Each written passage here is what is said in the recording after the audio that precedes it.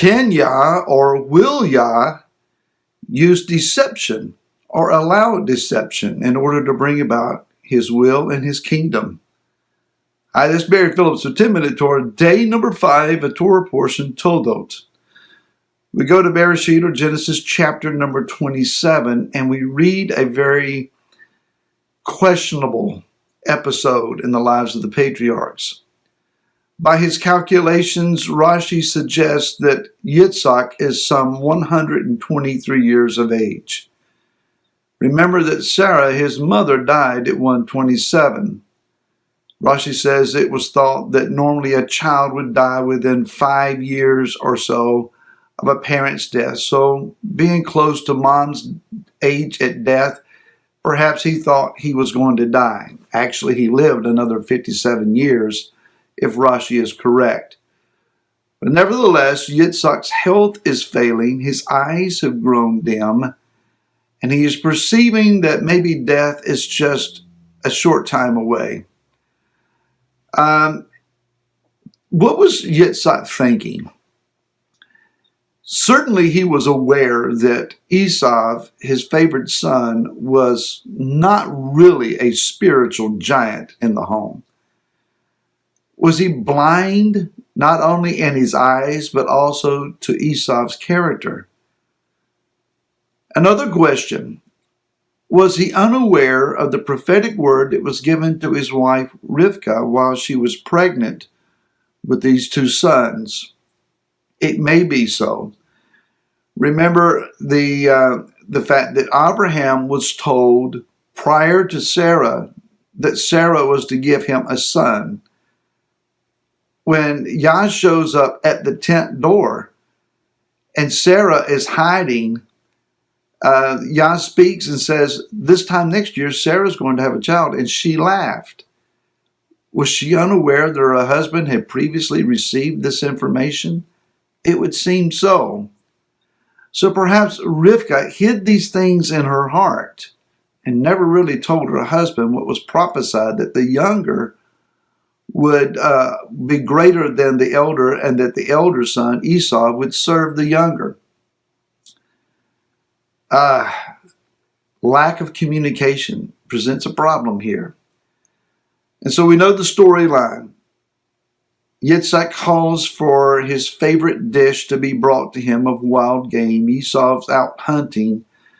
Rivkah seizes this opportunity, prepares 2 kid goats, makes a savory dish the way she knows her husband loves to eat, and disguises her son Yaakov with hair from the skin of the goats to go in and deceive his father into receiving a blessing. Yitzhak barely finishes the blessing, and Yaakov steps outside when Esau steps into the tent. It's almost as if Yaakov was hiding behind the tent flap when Esau walked in, and when he walked in, his brother walked out behind him. It was close. Yitzhak is horrified. Then who came and took your blessing? Deception. What's going on here, and how is it that Yah allowed this to happen to bring about his kingdom? Well, first of all, let's understand what this blessing is. There are 3 particular blessings. There is the Kira, the Bakora, and the Brakah. A Brakah is when you kneel before one who is superior to you, they lay hands upon you, and they bestow their benevolence, their goodwill, their caregiving, their protection upon you. It's a blessing. We use the word blessed very, very casually. Oh, I'm blessed. I'm blessed. Well, which blessing are we talking about here?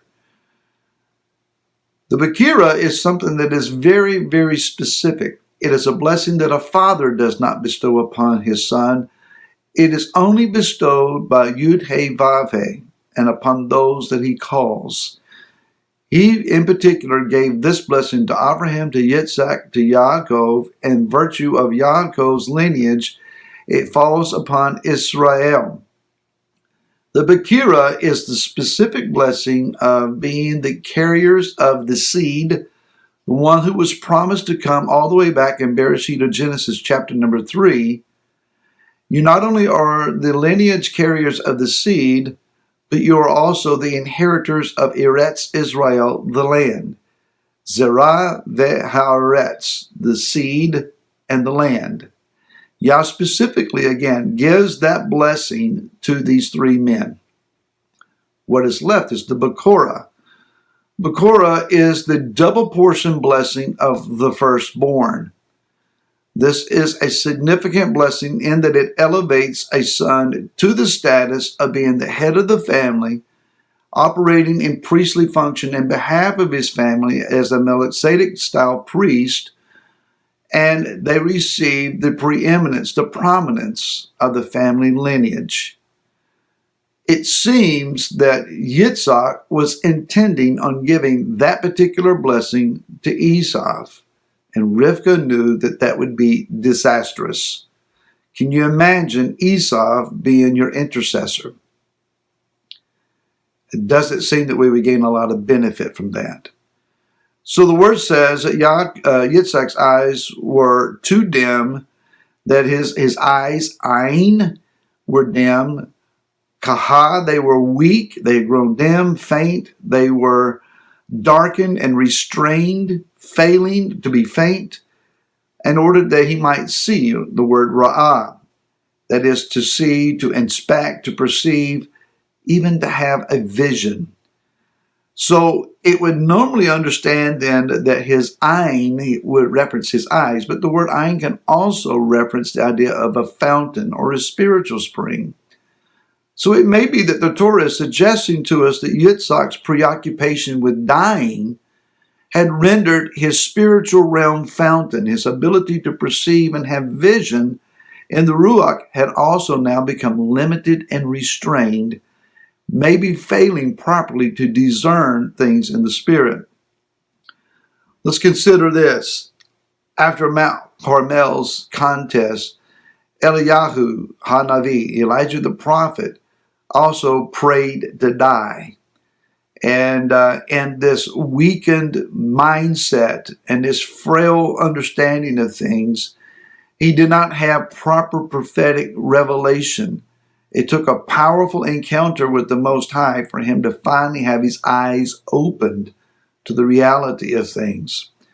Remember that at his point of death, David Hamelech, David the king, lay in his bed, and in a time of dying or weakness, he almost let Adoniah take up the throne. The wrong son almost took the throne.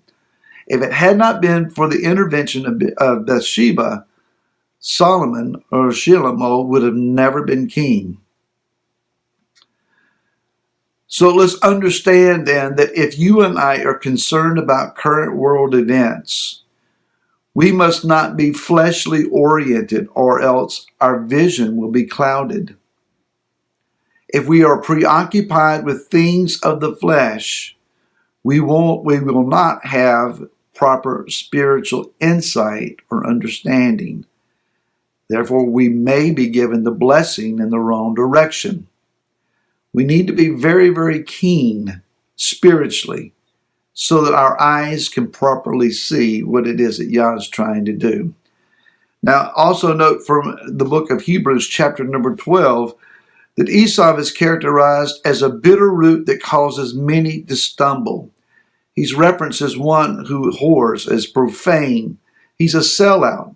Malachi chapter 1 says that he is rejected and hated by Yahweh because he had no ability to make teshuvah.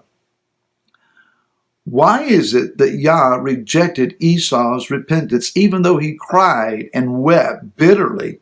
Can't you bless me too, Daddy? Let's understand this.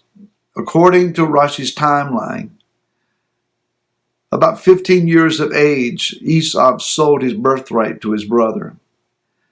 They were 63, it would seem, when this blessing was handed out. For decades, Esau walked in bitterness. Yeshua said, if you will not forgive your brother their trespasses, neither will you be forgiven. Esau never forgave his brother Yaakov. And because he refused to forgive, neither did he find forgiveness. Something to think about. Shabbat shalom to you and to your home, to your family, and all who dwell with you. May the favor of Yah rest on you this weekend as you enjoy his presence. Till next week, shalom.